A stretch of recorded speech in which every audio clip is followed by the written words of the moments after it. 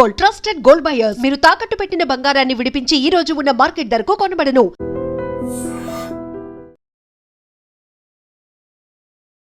వరుసగా రోడ్డు ప్రమాదాలు, అది కూడా ఆర్టీసీ బస్ లేదంటే బస్కి సంబంధించిన ప్రమాదాలు చాలా పెద్ద ఎత్తున ఈ మధ్య కాలంలోనే జరుగుతున్న పరిస్థితి. ఘోర రోడ్డు ప్రమాదం ఈరోజు తెల్లవారుజామున మరోసారి జరిగింది.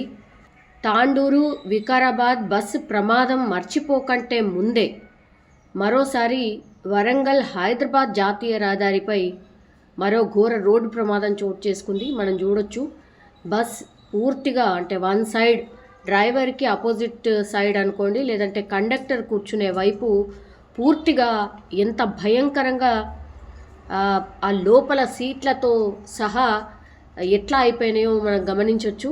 ఈ తెల్లవారుజామున జరిగింది. యాక్చువల్లీ ఇది జనగామ జిల్లా రఘునాథపల్లి మండలం నిడికొండ గ్రామం సమీపంలో అయితే ఈ రోడ్డు ప్రమాదం అయితే జరిగింది. ఆర్టీసీ బస్ ఏదైతే ఉండిందో ఆగి ఉన్నటువంటి ఒక ఇసుక లారీని వెనుక నుంచి ఢీకొట్టింది. స్థానికులు అట్లాగే పోలీసులు అండ్ అక్కడ ప్రమాదం జరిగిన ప్లేస్లో చూసినప్పుడు ఈ రోడ్డుపై ఆగి ఉన్నటువంటి లారీ, ఇది TG07 UK 5469 అనే నంబర్ గల లారీని Warangal depot RTC bus TG03Z 0046 వెనుక నుంచి బలంగా ఢీకొట్టింది. యాక్చువల్లీ ఆ ప్రాంతంలో స్థానికులు చెప్పినటువంటి వివరాల ప్రకారం అయితే చాలా చిమ్మ చీకటిగా ఉంటుంది, స్ట్రీట్ లైట్స్ కానీ ఏవి కానీ ఉండవు. అండ్ దగ్గర అక్కడ ఈ సంవత్సరంలోనే అంటే జనవరి నుంచి నవంబర్ వరకు ఈ కొన్ని ప్లేసెస్ ఉంటాయి, అంటే యాక్సిడెంట్కి సంబంధించి జరిగే అవకాశం ఉన్నటువంటి ప్లేసెస్ ఉంటాయి. సో అట్లాంటి ప్లేసే ఇది. దగ్గర పెద్ద ప్రమాదాలు ఒక 20 వరకు ఈ సంవత్సరంలోనే జరిగాయి. ఇప్పుడు ఈ ప్రమాదంలో స్పాట్లోనే పూర్తిగా 2 ప్రయాణికులు చనిపోయినరు. అండ్ అటువైపు కూర్చున్న 6 ప్రయాణికులకు తీవ్ర గాయాలయ్యాయి. కొంతమంది పరిస్థితి సీరియస్గా ఉన్నట్టు స్థానికులు చెప్తూ ఉన్నారు. మృతుల పేర్లు వచ్చేసి పులమాటి ఓం ప్రకాష్, ఆయన దిండిగల్లో ఉంటారు, అండ్ నవదీప్ సింగ్, ఆయన హనుమకొండ వాసి. సో వీళ్ళిద్దరు కూడా స్పాట్లోనే చనిపోయినరు. గాయాలైనటువంటి వాళ్ళని మాత్రం దగ్గరలో జనగామ ఏరియా ఆసుపత్రి ఉంటుంది కాబట్టి జనగామ ఏరియా ఆసుపత్రికి తరలించి చికిత్స అందిస్తున్నటువంటి పరిస్థితి అయితే కనిపిస్తోంది. ఇప్పుడు బస్సు డ్రైవర్ ఎవరైతే ఉన్నారో బస్ డ్రైవర్ పోలీసులో అదుపులో ఉన్నాడు. ఇప్పుడు క్లియర్ కట్గా మనకు అర్థమవుతోంది, లారీ ఆపోజిట్ వైపు నుంచి ఢీకొట్టలేదు, ఇసుక లారీ రోడ్డు పక్కన ఆగి ఉంది, దాన్ని బలంగా వెనక నుంచి వచ్చి ఆర్టీసీ బస్ డ్రైవర్ ఢీకొట్టాడు. అంటే కొద్దిగా గమనించి పక్కకు తిప్పే లోపే ఈ డ్రైవర్ అపోజిట్ వైపు అంటే కండక్టర్ కూర్చునే వైపు పూర్తిగా ఆ సీట్లలో కూర్చున్న వాళ్ళు 2 చనిపోయినరు. అట్లాగే అటువైపు కూర్చున్న మిగతా 6 కూడా తీవ్ర గాయాలైనటువంటి పరిస్థితి. సో ఇట్లా వరుసగా ప్రమాదాలు జరుగుతున్నాయి. నెగ్లిజెన్స్ ఎవరిది? తెల్లవారుజామున లేకపోతే మిడ్ నైట్ ప్రాంతంలో ఈ ప్రమాదాలు జరుగుతున్నాయి. అండ్ రోడ్ సైడ్ ఈ లారీ ఎందుకు ఆగి ఉంది? మేబీ ఆ లారీకి సంబంధించి రిపేర్ ఉంది కాబట్టి ఆ లారీ ఫుల్ లోడ్తో ఉంది.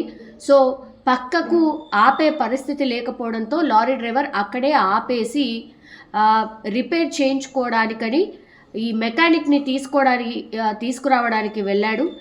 ఆ టైంలోనే ఈ ప్రమాదం జరిగినట్టుగా స్థానికులు అట్లాగే పోలీసులు ఒక నిర్ధారణకైన వచ్చినటువంటి పరిస్థితి. ఇప్పుడు ఆర్టీసీ అంటే ప్రభుత్వం నడిపిస్తున్నటువంటి ఆర్టీసీ సేఫ్, అందులోనే జర్నీ సేఫ్ అని మనం చాలా టైమ్స్ చెప్పుకున్నాం. కానీ మొన్న చేవెళ్ళలో జరిగినటువంటి ఘటన అనుకోండి, లేదంటే ఇప్పుడు మరోసారి ఈ ఘటన అనుకోండి, లేకపోతే వరుసగా జరుగుతున్నటువంటి ఘటన అనుకోండి, అసలు ఏ బస్సు ప్రయాణం కూడా సేఫ్ కాదా అన్నదానికి ప్రజలైతే వచ్చేసినటువంటి పరిస్థితి.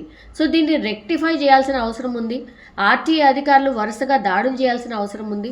అండ్ రాత్రిపూట తెల్లవారుజామున బయలుదేరేటటువంటి ఈ బస్సెస్ ఏవైతే ఉంటాయో వాటి మీద పర్యవేక్షణ చాలా సీరియస్గా అవసరం ఉంది. ఎందుకంటే ప్రజల ప్రాణాలతో చెలగాటం ఆడడమే ఇది.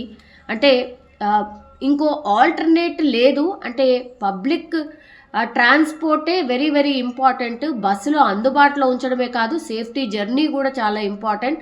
సో డ్రైవర్ మీదనే మిగతా అందరి ప్రాణాలు ఆధారపడి ఉంటుంది కాబట్టి వాళ్ళు ఎంత బాగా డ్రైవ్ చేస్తే అంత సేఫ్ జర్నీగా ఉంటుంది కాబట్టి మరి ఎక్కడ లోటుపాట్లు జరుగుతున్నాయి, అసలు ఏం జరుగుతుంది, అండ్ యాక్సిడెంట్ ప్రోన్ ఏరియాస్ దగ్గర కొంచెం ఆ సైన్ బోర్డ్స్ కావచ్చు, లేదంటే అవగాహన కల్పించడానికి కార్యక్రమాలు కావచ్చు, ఇవన్నీ చాలా అవసరమని ఈ నిత్యం జరుగుతున్నటువంటి ఈ ప్రమాదాలే ఒక నిదర్శనం అని కూడా భావిస్తున్నటువంటి సిచ్యువేషన్. చాలామంది ఇందులో బస్సులో ప్రయాణం చేసిన వాళ్ళు అదే కోరుతున్నారు. మాకేమో ఇంకా వేరే ఆల్టర్నేట్ లేదు, బస్సులో జర్నీ చేయాలి, కానీ జర్నీ వేయాలంటే భయం అవుతోంది. వరుసగా ప్రమాదాలు కలవర పెడుతున్నాయని ప్రయాణికులైతే వాపోతున్నటువంటి సిచ్యువేషన్ అయితే కనిపిస్తోంది. నిజంగా ప్రస్తుతం ఉన్నటువంటి సమాజం దేనికి ప్రయారిటీ ఇస్తుంది? ఆర్థిక సంబంధాల చుట్టూ మాత్రమే తిరుగుతుంది. మళ్ళీ ఎన్నికలంగానే చాలా విరక్తి కలుగుతాం. మంచి అనిపిస్తుంది కదా, లేడీస్ కూడా ఛాలెంజింగ్ జాబ్స్ చేసినప్పుడు చాలా బాగుంటది. ట్రాఫిక్ అసిస్టెంట్స్ గా నియమించిన ట్రాన్స్జెండర్స్ అందరితో సాల్యూట్ చేయించుకుంటున్నారు. ఫుడ్ డెలివరీ ఇవ్వటానికి వెళ్ళినటువంటి డెలివరీ బాయ్ అనిల్ పై కళ్ళ ముందు